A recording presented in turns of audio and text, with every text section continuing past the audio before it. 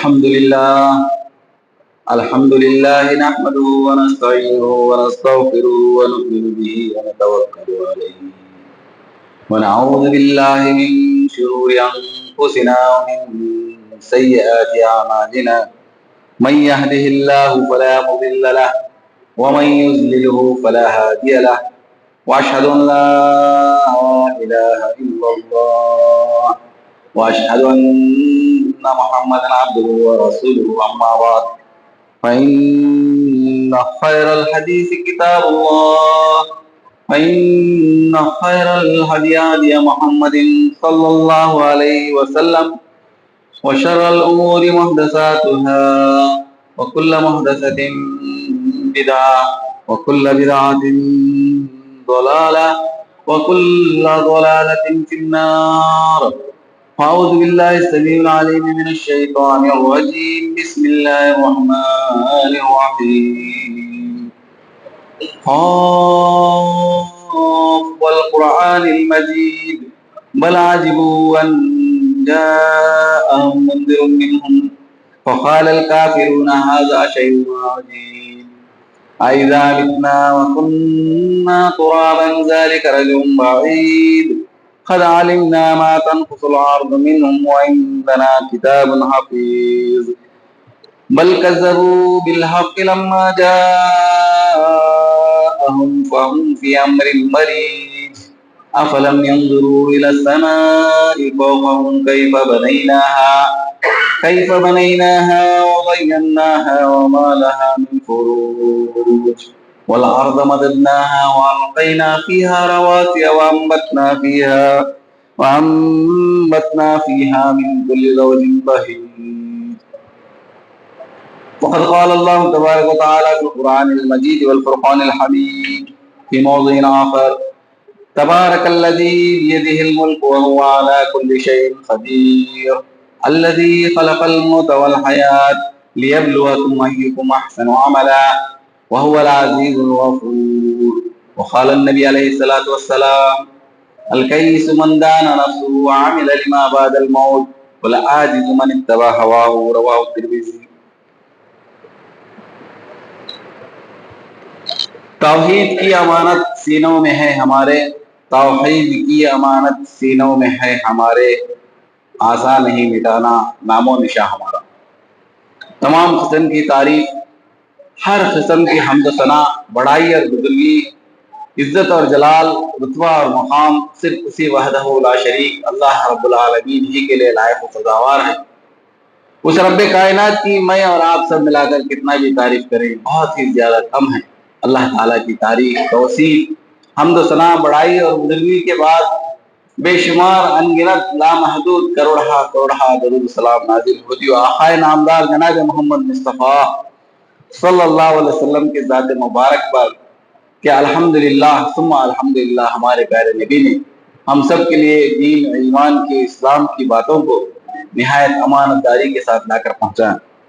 بزرگان دین، برادران ملت، امت اسلامیہ کے میرے عزیز بھائیوں، معصوم پیارے بچوں، آج کے جمعہ میں آپ حضرات کے روبرو قرآن مجید کی سورۃ الملک کی آیت نمبر 1 اور 2 کی تلاوت کی گئی ہے.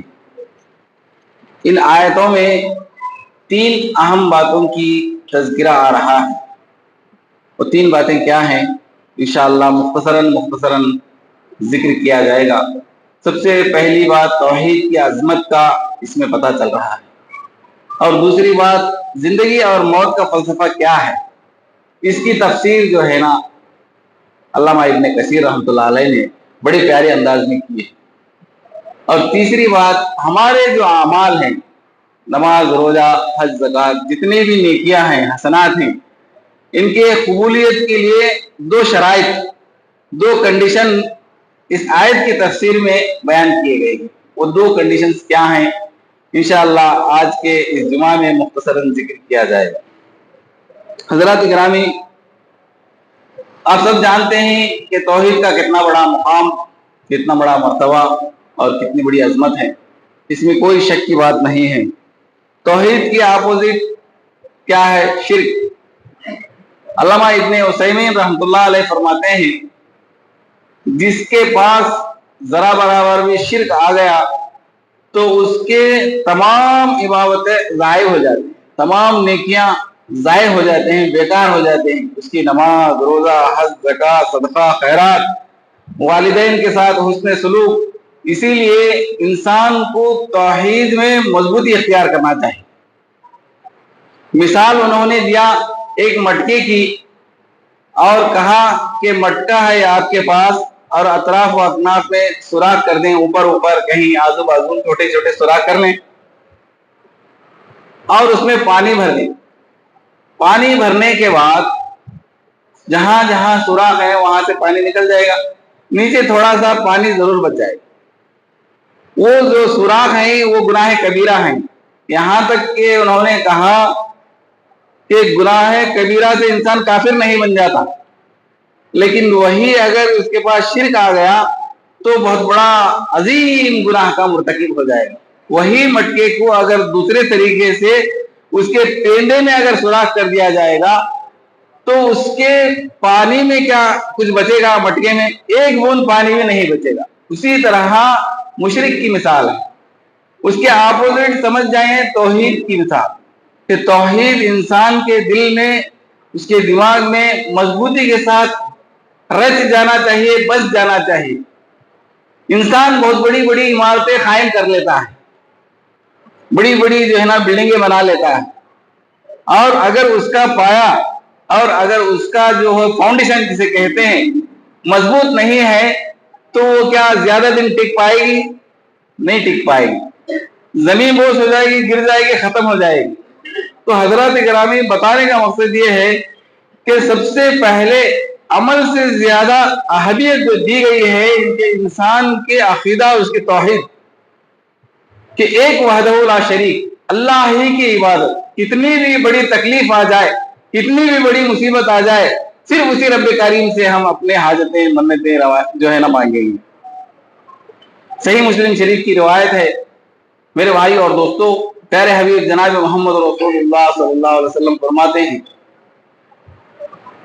ما من مسلم یموت علی التوحید دخل الجنہ. تم میں سے کوئی بھی توحید پر اس کا انتقال ہو جاتا ہے تو جنت میں داخل ہو جاتا ہے، اور اگر اس کے اندر شرک پایا جا رہا ہے تو وہ جہنم میں چلے جاتا ہے. مسلم شریف کی روایت، اس کا مفہوم میں نے آپ حضرات کی روبرو رکھا. تو حضرات گرامی آئیے سب سے پہلے توحید کا تبصرہ اس آیت کریمہ کی تفسیر میں کرنا چاہوں گا. جو آیت کریمہ آپ حضرات کی روبرو تلاوت کی گئی سورہ ملک آیت نمبر 1 اور 2 کی ہے. اس آیت کریمہ کا ترجمہ اس طرح ہے تبارک الذی بیدہ الملک وہو علی کل شیء قدیر.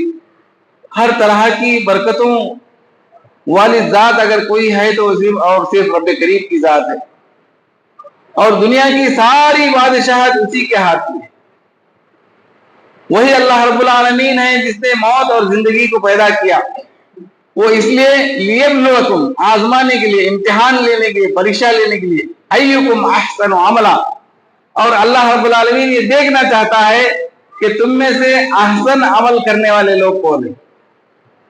وہو العزیز الغفور، اور وہ رب کریم جو ہے بہت ہی زیادہ پیارا ہے اور گناہوں کو بخشنے والا ہے. بھائیو، اگر کوئی آدمی مثال کے طور پر یوں سمجھیے مجھ پر کسی نے احسان کر دیا، اپکار کر دیا، مجھ پر بڑا کرم کر دیا، تو ہم اس کے لیے دعا کیا دیتے ہیں؟ بارک اللہ.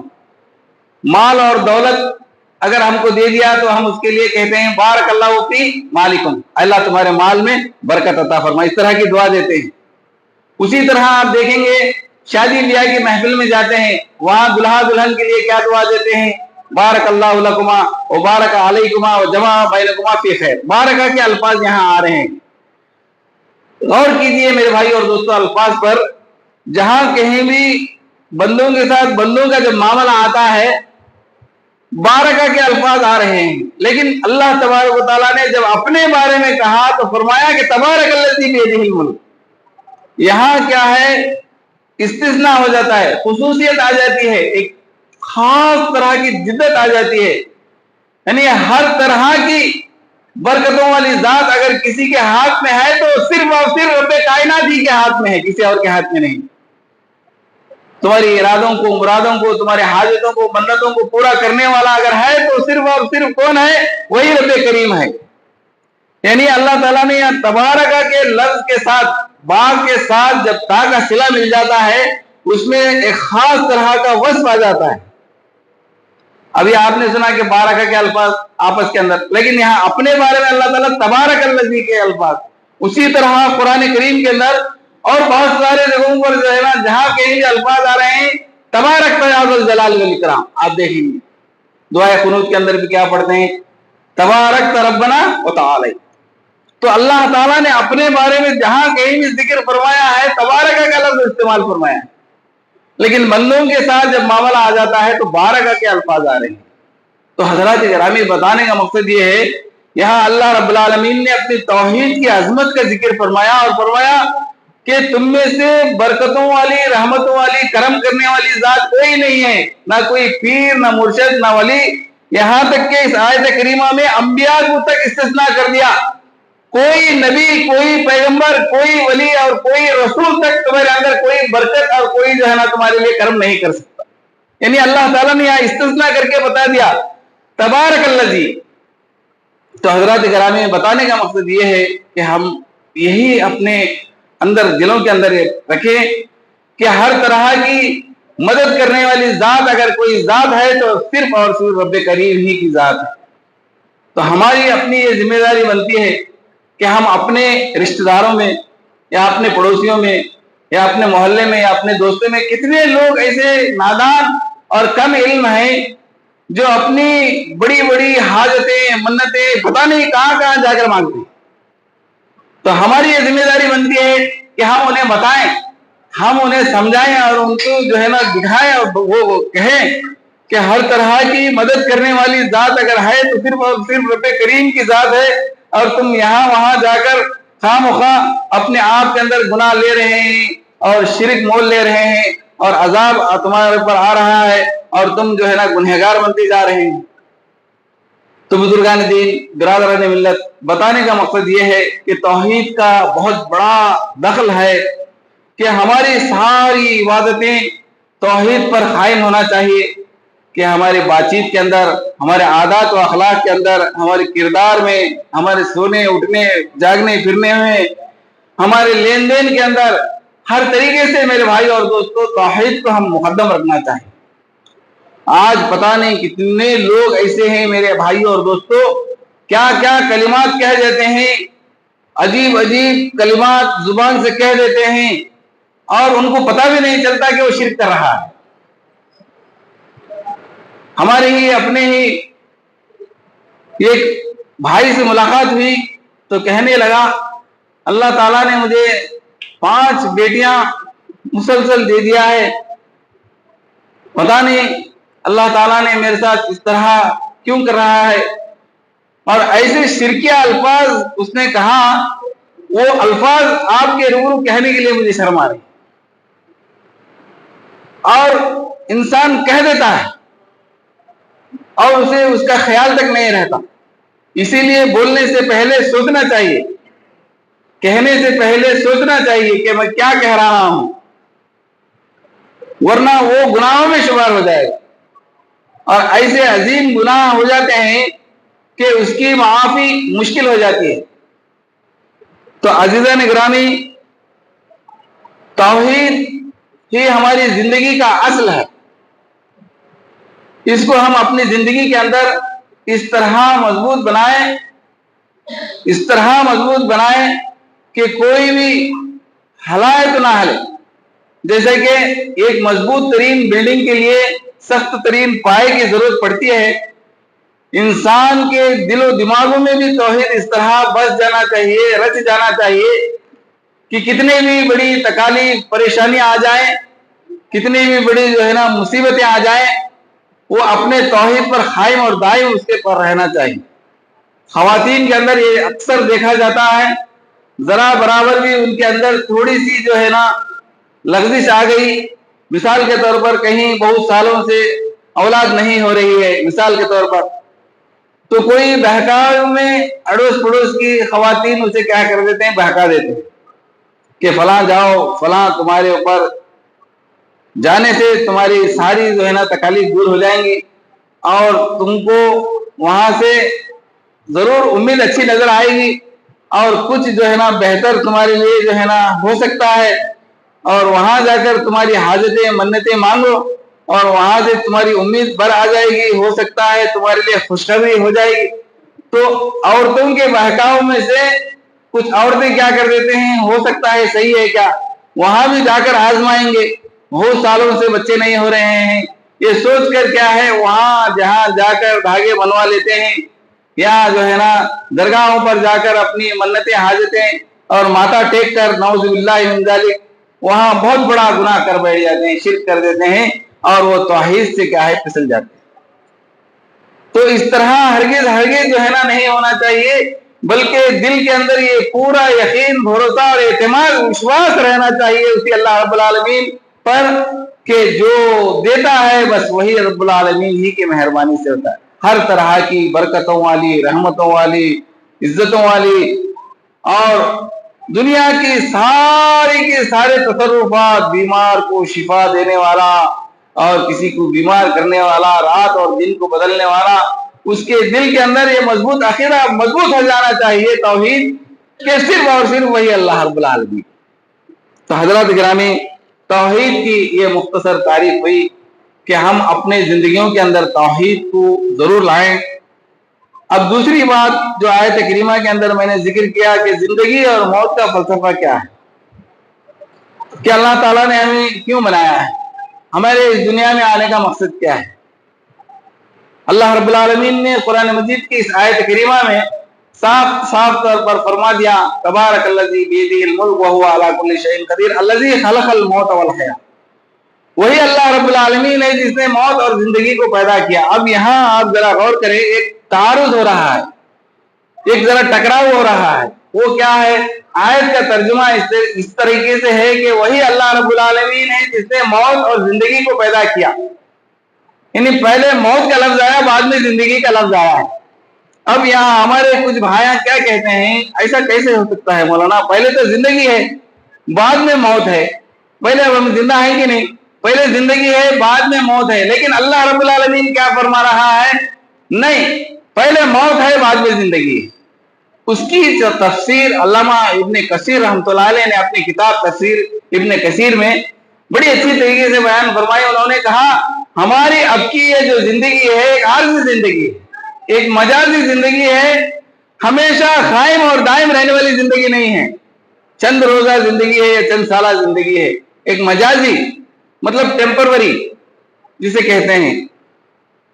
اصل جو ہماری زندگی ہے وہ آخرت کی زندگی ہے، اسی لیے اللہ رب العالمین نے پہلے فرمایا کہ موت اور زندگی، یعنی اس کا مطلب یہ ہوا، پتہ یہ چلا کہ جب انسان مر جاتا ہے، اس دنیا سے چلے جاتا ہے، تو اس کے اعمال کے سارے دروازے بند ہو جاتے ہیں، اور وہاں جب قیامت کے دن سارے لوگ جب جمع ہوں گے، حساب و کتاب ہوگا، یہاں تک کہ احادیث میں آتا ہے کہ موت کو بھی ایک دمبے کی شکل میں بلایا جائے گا اور اس کو بھی جو ہے نا ذبح کر دیا جائے گا، موت کو بھی، اور وہاں کی جو زندگی ہوگی وہ ہمیشہ ہمیش کی زندگی ہوگی، پھر اس کے بعد کبھی کسی کی موت نہیں ہوگی، وہ اصل زندگی ہے۔ تو بتا میرے بھائی اور دوستو، انسان کی زندگی اور موت کا فلسفہ یہی ہے کہ یہاں اللہ رب العالمین نے ہم کو چند سالوں کے لیے یا چند دنوں کے لیے اللہ تعالیٰ نے مجازی طور پر بھیجا ہے۔ کس لیے بھیجا ہے؟ اس بات کو اللہ تعالیٰ نے اس آیت کریمہ کے اندر خود فرمایا، لیبلوکم، اس کے یہ معنی آتے ہیں کہ اللہ تبارک و تعالیٰ تمہیں آزمانا چاہتا ہوں، تمہارا امتحان، تمہارا پریکشا لینا چاہتا ہے اور یہ دیکھنا چاہتا ہے تم میں سے کون لوگ کس طریقے سے زندگی گزار رہے ہیں، جس کے تعلق سے پیارے حبیب جناب محمد رسول اللہ صلی اللہ علیہ وسلم نے فرمایا، ترمذی شریف کی روایت ہے، حضرت ابو ہریرہ رضی اللہ تعالیٰ عنہ بیان فرماتے ہیں کہ الکیس من دان نفسہ وعمل لما بعد الموت والعاجز من اتبع ہواہ، رواہ ترمذی۔ علامہ البانی رحمۃ اللہ علیہ نے اس حدیث کو صحیح قرار دیا ہے، اس حدیث کا ترجمہ اس طریقے سے ہے، تم میں سے عقلمند ہوشیار چالاک وہ ہے جو اپنے آپ کے بارے میں غور کرے، اپنے آپ کے بارے میں سوچے، اور دنیا میں رہتے ہوئے ایسے اچھے اور نیک کام کرے کہ مرنے کے بعد تم کو اس کا اجر ملتا رہے، مرنے کے بعد تم کو اس کی نیکیاں ملتے رہے، ثواب ملتا رہے۔ اور بے وقوف کی بھی مثال دے دی اللہ کی نبی صلی اللہ علیہ وسلم نے فرمایا کہ نادان وہ ہے جو خواہشات کرتے رہے، من اتبع ہواہ، خواہشات میں اپنی زندگی گزار۔ تو حضرات گرامی، چھوٹی سی حدیث میں پیارے نبی جناب محمد رسول اللہ صلی اللہ علیہ وسلم نے ہمیں مثال دے کر بتایا، مثال دے کر سمجھایا کہ تم میں سے عقلمند ہوشیار چالاک کون ہے اور نادان بے وقوف انسان کون ہے۔ دو مثالیں دے کر بتایا اور سمجھایا۔ آج ہمارے معاشرے میں بڑی تعجب کے ساتھ میرے بھائی اور دوستوں یہ بات کہنا پڑتا ہے، عقلمند انسان کسے سمجھتے ہیں معلوم کیا ہے؟ بہت سارے لوگ عقلمند اسے سمجھتے ہیں جو زیادہ سے زیادہ جھوٹ بول رہے ہیں، اور عقلمند اسے سمجھتے ہیں جو زیادہ سے زیادہ تارا تگڑی کے کام کر رہا ہے، اس کی ٹوپی اس کے سر، اس کی ٹوپی اس کے سر، اسے عقلمند چالاک ہوشیار سمجھ رہے ہیں۔ اور یہ بھی کہتے ہیں کہ فلاں آدمی کو دیکھے گا کتنا بڑا کما، اس سے اس کی آمدنی ہے، کتنا زیادہ کما رہا، کتنا زیادہ جما رہا، کہاں سے کما رہا اور کہاں سے جما رہا اس کی بات نہیں کر رہے۔ کیسی بے عقلی کی بات ہے میرے بھائی اور دوستو، اور عقلمند ہوشیار چالاک سمجھ رہے ہیں، جبکہ اللہ کے نبی صلی اللہ علیہ وسلم نے فرمایا عقلمند وہ نہیں ہے، آپ نے فرمایا عقلمند وہ ہے جو اپنے آپ کے بارے میں سوچے، جو اپنے آپ کے بارے میں غور کرے، اپنے آپ کے بارے میں فکر کرے کہ آج مجھے کیا کرنا تھا اور آج میں کیا کر رہا ہوں۔ لیکن ہمارے لوگوں کی بات کیا ہے معلوم ہے؟ اپنے بارے میں کم، دوسروں کے بارے میں زیادہ سوچیں گے، دوسروں کی بڑی فکر رہے گی، وہ آدمی کیوں آیا، نہیں آنا تھا، ادھر سے کیسا آیا، اس کی بڑی جو ہے نا کھوج میں، اس کی بڑی جو ہے نا تحقیق کے اندر رہ کر اپنی آخرت برباد کریں۔ تو میرے بھائی اور دوستو، عقلمند انسان کی پہچان آپ صلی اللہ علیہ وسلم نے بتا دیا کہ دنیا میں رہتے ہوئے ایسے اچھے اور ایسے نیک کام کرے کہ مرنے کے بعد اسے ثواب ملتا رہے، اجر ملتا رہے، نیکیاں ملتے رہیں۔ آج اتنے سارے ایسے کام ہیں کہ مرنے کے بعد بہت سارے جو ہے نا ہمیں نیکیاں حاصل کر سکتے ہیں۔ کچھ لوگوں نے سوچا ہوگا یہ نیکیاں کمانے کے لیے اور یہ اجر حاصل کرنے کے لیے بہت سارے پیسہ روپیہ خرچ کرنا پڑتا ہے کہ کیا؟ نہیں میرے بھائی اور دوست، اسلام اتنا آسان ہے، الدین یسر، اتنا بہترین ہے کہ اس میں نہ روپیہ پیسہ خرچہ کرنے کی ضرورت ہے، نہ مال و دولت خرچ کرنے کی ضرورت۔ والدین کی خدمت کیا کرو، کتنا بڑا اجر ہے۔ ایک دوسرے سے کثرت کے ساتھ سلام کیا کرو، کتنی بڑی نیکیاں ہیں۔ یا ایھا الناس افشوا السلام تدخلوا الجنۃ بسلام، صحیح مسلم شریف کی روایت۔ کثرت سے سلام کیا کرو، سلامتی کے ساتھ جنت میں جاؤ۔ کیا اس میں کیا کچھ پیسہ خرچہ کر رہے ہیں؟ کہ کئی اس طرح کے نیکیاں اور حسنات ہیں میرے بھائی اور دوستو، جو بغیر پیسہ روپیہ خرچ کرے بغیر ہم جو ہے نا آخرت کا توشہ تیار کر سکتے ہیں۔ تو میرے عزیزان محترم، اللہ تعالیٰ نے ہمیں اسی لیے پیدا کیا، لیبلوکم، آزمانے کے لیے، امتحان کے لیے، اور اللہ تعالیٰ یہ دیکھنا چاہتا ہے کہ تم میں سے کون عقلمند ہے اور کون بے وقوف ہے۔ تو اسی بات کو پیارے حبیب جناب محمد رسول اللہ صلی اللہ علیہ وسلم نے اس حدیث کے اندر بیان فرمایا کہ تم میں سے عقلمند وہ ہے جو دنیا میں رہتے ہوئے بڑے بڑے اچھے نیک کام کرے آخرت کی تیاری کے لیے۔ آج کئی اس طرح کے کام ہیں میرے بھائی اور دوستو جس کے ذریعے آخرت کی تیاری حاصل کرنے کے لیے اور آخرت میں فلاح اور آخرت میں نجات حاصل کرنے کے لیے بہت سارے اس طرح کے کام کر سکتے ہیں۔ ہمارے پڑوسیوں کے اندر یہ دیکھیں کتنے لوگ آج موجود ہیں جو نمازوں سے غفلت، کتنے لوگ اس طرح کے موجود ہیں میرے بھائی اور دوستو، بڑے تعجب اور افسوس کے ساتھ یہ بات کہنا پڑتا ہے، جو نمازوں سے دور ہیں، قرآن مجید کی تلاوت سے دور ہیں، اللہ کے ذکر سے دور ہیں۔ آج حالات کس طریقے سے جا رہے ہیں، حالانکہ وہ جانتے ہیں کہ سوشل میڈیا کس طرح کام کر رہے ہیں، اسلام کے خلاف کہاں کہاں کس طرح سے باتیں چل رہے ہیں، کیسی کیسی زہریلی سازشیں چل رہے ہیں، اور اسلام کو، مسلمانوں کو ناکام بنانے کی کیسی کیسی کوششیں کی جا رہی ہیں۔ یہ جاننے کے باوجود بھی اتنی زیادہ لاپرواہی اور اتنی زیادہ سستی جس کی کوئی حد نہیں۔ تو حضرات گرامی، بات دراصل میں یہی بتا رہا تھا، اللہ تعالیٰ نے ہمیں زندگی اور موت کا فلسفہ اس لیے دیا، اور کس لیے دیا؟ یہ آزمانے کے لیے، امتحان لینے کے لیے۔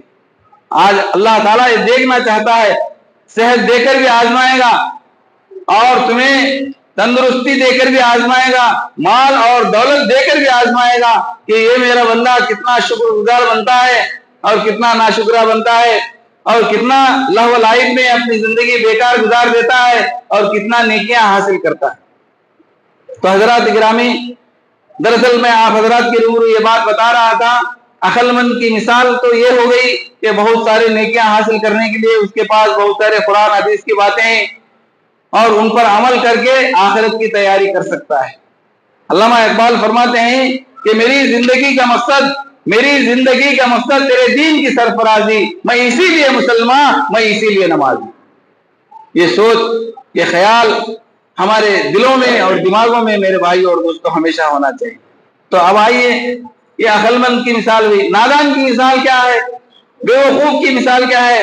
بے وقوف کی مثال یہ ہے کہ وہ سب جانتا ہے، اسے سب معلوم ہے کہ قرآن کریم کے اندر اللہ تبارک و تعالیٰ نے کیا کیا فرمایا ہے، احادیث میں کیا ہے، کون سا گناہ کرے تو کتنا عذاب ہے، نمازوں کو چھوڑنے کا کتنا بڑا گناہ ہے، ساری چیزیں جانتے ہوئے بھی اپنے عمل میں لاپرواہی کر رہا ہے، اپنے عمل کے اندر کوتاہی کر رہا ہے۔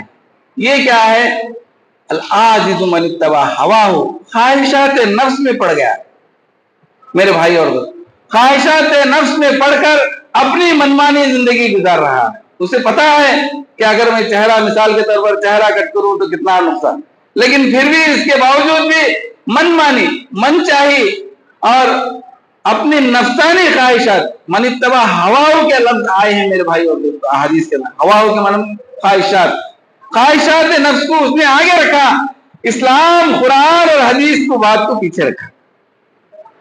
تو کتنی بڑی لاپرواہی، کتنی بڑی کمزوری میرے بھائی اور دوستو۔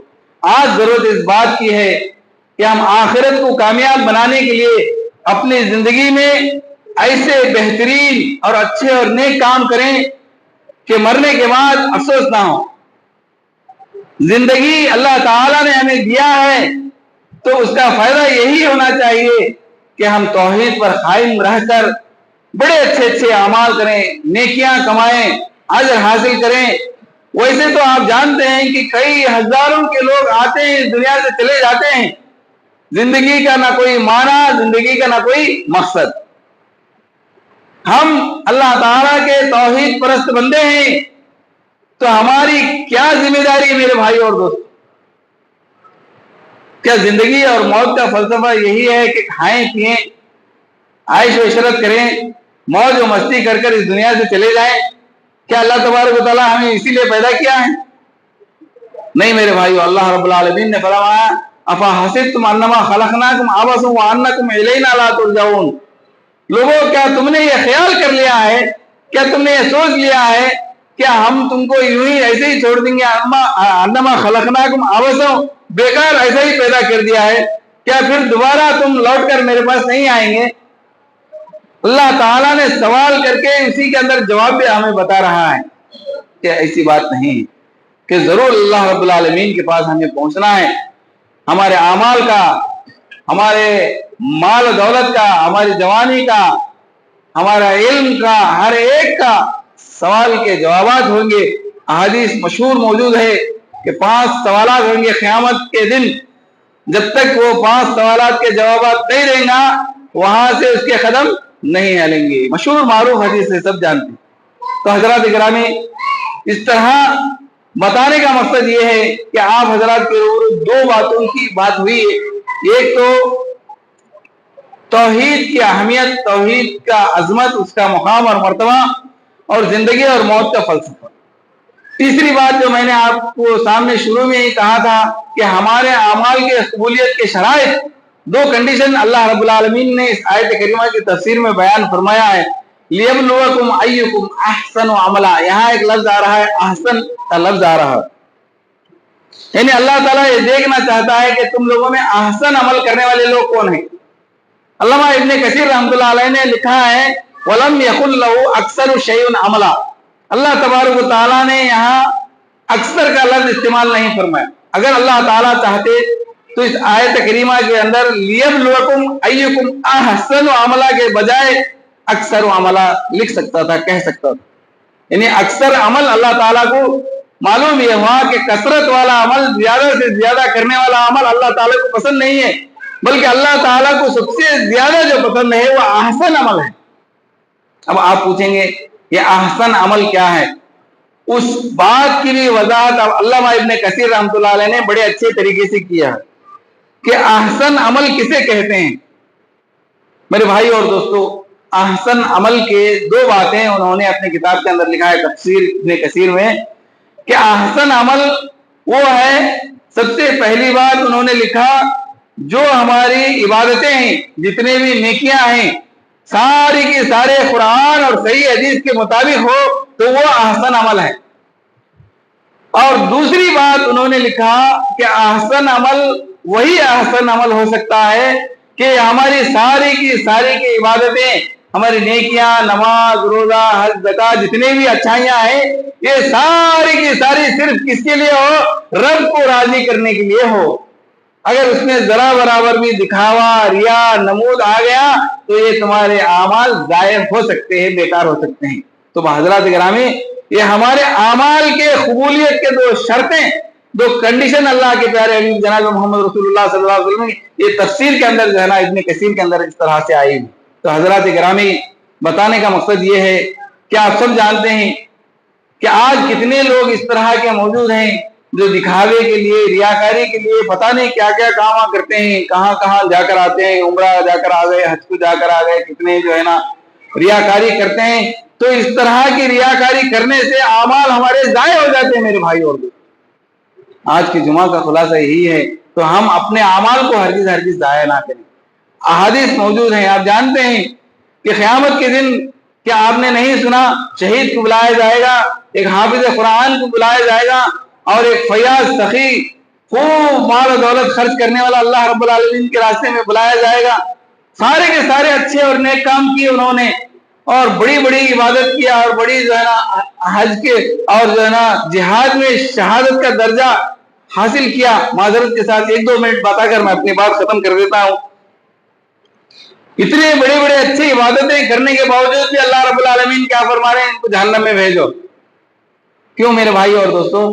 اس لیے کہ انہوں نے جو بھی عمل کیا رب کو راضی کرنے کے لیے نہیں کیا، اللہ کو راضی کرنے کے لیے نہیں کیا، لوگوں کو بتانے کے لیے کیا، تاکہ لوگوں کے اندر مشہور معروف ہو جائے، بہت بڑا سخی ہوں، بہت بڑا پہلوان ہوں، اور بہت بڑا قاری حافظ ہوں، لوگوں کو معلوم ہونا، لوگ جو ہے نا تعریف کرنا.